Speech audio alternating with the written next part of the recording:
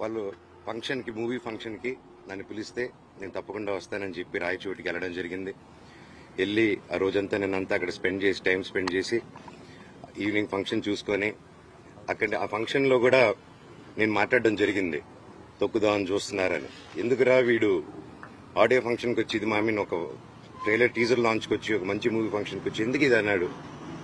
ఎందుకన్నానంటే అన్న, నేను అక్కడికి వెళ్ళి ఫంక్షన్కి స్టేజ్ ఎక్కక ముందు నేను ఈ ప్రాంతంలో ఉన్నానని చెప్పి ఇక్కడ ఎవరైతే మనకు సపోర్ట్గా ఉన్నారో, ఎవరైతే కొంచెం గొంతు విప్పి కొంచెం ముందుకొచ్చి నాకు లెటర్లు పంపించి ఇక్కడ జరిగే అన్యాయాలు చెప్తున్నారో వాళ్ళ మీద దాడులు మొదలుపెట్టారు. ఎప్పటి నుంచో ఆ దాడులు బయటికి చెప్పుకోలేరన్న ఇక్కడ.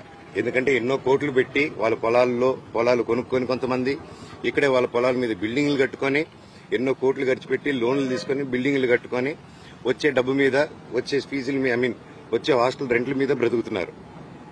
అలాగే వాళ్ళకు వచ్చేది అన్న దాంట్లో నుంచి హేమాద్రి నాయుడు వీళ్ళందరూ కలిసి కొట్టి బెదిరించి ప్రతి ఒక్కరి దగ్గర డబ్బు వసూలు చేస్తున్నారు. పర్ స్టూడెంట్కి ఇంత అని చెప్పి ఈ కంప్లైంట్స్ నాకు వచ్చింది. ఇదేంటి ఇలా జరుగుతున్నాయంట, ఇవన్నీ మనుషుల్ని పంపిస్తున్నారు, ఇలా కొట్టిపిస్తున్నారు అని చెప్పి నేను క్వశ్చన్ రైజ్ చేసిన తర్వాత నా మీద ఇలా అబండాలు వేయడం, కుటుంబ సమస్యలని చెప్పడం, ఇదంతా ఒక మీడియా హెడ్ గా ఇంతకుముందు పనిచేసి ఇప్పుడు మీడియా బ్యాక్గ్రౌండే లేకుండా ఒక క్యాంపస్ కి, ఒక ఎడ్యుకేషన్ 17,000 మంది స్టూడెంట్స్ కి హెడ్ గా ఉండి క్యాంపస్ నడిపిస్తూ ఇక్కడ ప్రతి ఒక్కరిని బెదిరించుకుంటూ ఒక క్వశ్చన్ అడిగితే ఒక మీడియా స్టైల్ వీడి మీద ఒక స్టోరీ క్రియేట్ చేయడం, అలాగా వీడి మీద ఒక స్టోరీ క్రియేట్ చేసి వీడు తాగేసి వచ్చి ఆస్తుల కోసం అడుగుతున్నాడు, కొట్లాడుతున్నాడు అని చెప్పి, సరే వీడినంటే ఇంక్లూడ్ చేస్తే వీడు వినడు, వీడి వైఫ్ ని ఇంక్లూడ్ చేద్దాం, వీళ్ళ పిల్లల్ని ఇంక్లూడ్ చేద్దాం, సరిపోతే వాళ్ళ అమ్మని కూడా ఇంక్లూడ్ చేద్దాం అనుకుంటూ లేడీస్ మీద టార్గెట్ చేయడం మొదలుపెట్టారు. ఇక్కడ వాళ్ళందరికీ ఏమైపోయింది, అయ్యో హైదరాబాద్ లో మనోజ్ని ఇంత ఇబ్బంది పెడుతున్నారు, మనోడిని అతన్నే అంత ఇబ్బంది పెడుతుంటే మనల్ని అసలు లెక్క చేస్తారా ఇక్కడ అనేసి ఒక స్ట్రాటజీలో వెళ్తున్నారు వీళ్ళు. అన్న, నా సైడ్ నిజం ఉంది, వాళ్ళ సైడ్ నిజం లేదు, వాళ్ళని ఒక్క ప్రూఫ్ ఇమ్మనండి, నా దగ్గర అన్ని ప్రూఫ్లు ఉన్నాయి. సో ఇది ఆన్ గోయింగ్ ఇష్యూ. ఇది మళ్లీ చెప్తున్నాను, ఇది ఆస్తి గొడవలు కాదు, ఇది ఆత్మగౌరవంకి పోరాడే ఒక సమస్య. ఇది ప్రతి ఒక్క ఆత్మగౌరవం, ఇక్కడికి వచ్చే ప్రతి ఒక్క పల్లెటూరు మనిషిది, ప్రతి ఒక్క ఊరు మనిషిది, ప్రతి ఒక్క స్టూడెంట్ది, ప్రతి ఒక్కరి ఆత్మగౌరవం. తెలంగాణ గవర్నమెంట్ లో నేను వెళ్లి వెంటనే కంప్లైంట్ చేయగానే డీజీ గారికి, మా కమిషనర్ సుధీర్ బాబు గారికి, అలాగే మా పాడి షరీఫ్ సిఐ, ప్రతి ఒక్కరికి సిఐ గారికి, ప్రతి ఒక్కరికి మేము గురువారెడ్డి గారికి, ప్రతి ఒక్కరికి మేము అక్కడ విన్నపం చేసి ఆ బౌన్సర్ది మీరంతా టీవీలో చూశారు. అక్కడ కాబట్టి బయటకు వచ్చేసింది, అప్పుడు ప్రెస్ లో వచ్చింది కాబట్టి అందరూ ధైర్యం చేసి చెప్పారు కాబట్టి కోర్టు నుంచి ఆర్డర్స్ వచ్చి బౌన్సర్స్ ఉండకూడదని చెప్పి కమిషనర్ గారు కూడా స్ట్రిక్ట్ ఆర్డర్స్ ఇచ్చి అక్కడ కంట్రోల్ చేయగలిగారు.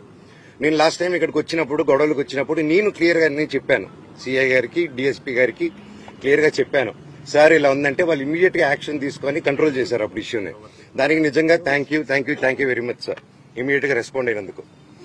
ఈ రోజు నిన్న జరిగిన ఇష్యూలో టక్కని ఒక 10 మంది నేను కరెక్ట్ గా స్టేజ్ ఎక్కక ముందు కాల్స్ వచ్చింది నాకు, అన్న కూడా పక్కనే ఉన్నారు. టక్కని కాల్స్ వచ్చింది, ఇలాగ మన అనిల్ని ఎఫ్ఐలో అందరూ బౌన్సర్స్ అందరూ ఒక 16 మంది కర్రలు, కటార్లు, రాడ్లతో వచ్చి ధ్వంసం చేశారు.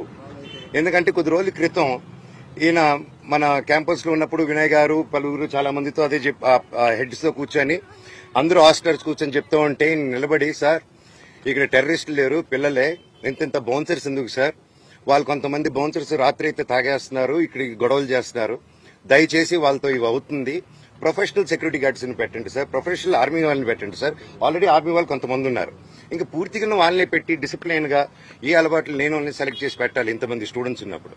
నేను ఫస్ట్ నుంచి ఒకటే చెప్తున్నా, మా ఏరియాలో ప్రతి ఒక్కరిని భయాంతులతో గురి చేస్తున్నారు. సో మళ్లీ చెప్తున్నాను, ఇక్కడ వీళ్ళని ప్రతి ఒక్కరిని ఇప్పుడు ఈ రోజు కొట్టు మూసుకొని పారిపోయాడు, వీరు నోటీస్ చేస్తే నేను గొడవ అయిన వెంటనే సీసీటీవీలు లాక్కొని వెళ్ళడం, హైదరాబాద్ లో కూడా నా ఇంట్లో నుంచి సీసీటీవీలు లాక్కొని వెళ్ళడం, ఎక్కడే గొడవ జరిగినా సీసీటీవీలు లాక్కొని వెళ్ళడం. సో ఇది ఆనవాయితీ అయిపోయింది. So as it is same repeat అవుతుంది ప్యాటర్న్. దయచేసి నేను రిక్వెస్ట్ చేస్తున్నాను, ఎమ్మెల్యే గారిని కూడా నేను ట్రై చేశాను, సార్ నాని గారు మీకు నమస్కారం, ఇక్కడున్న ప్రతి ఒక్కరూ మీకు సపోర్ట్ చేసి ఓట్లు వేశారు సార్, అండ్ మీకు తెలుసు ప్రతి ఒక్కరు నిలబడి సపోర్ట్ చేశారు. ఇక్కడ ప్రజలందరికీ మీ సపోర్ట్ కావాలి sir, we are doing a good governance.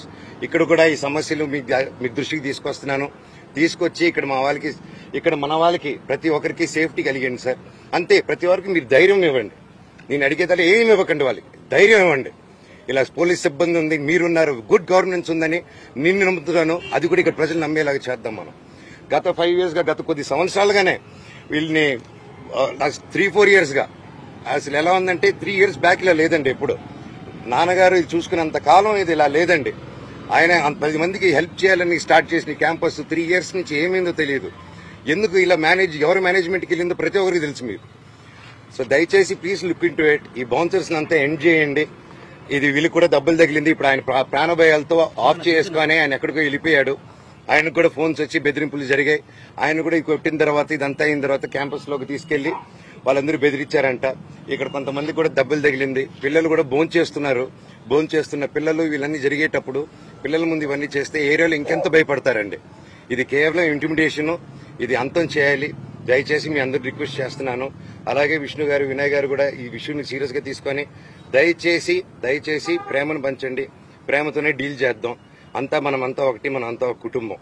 Please. Thank you.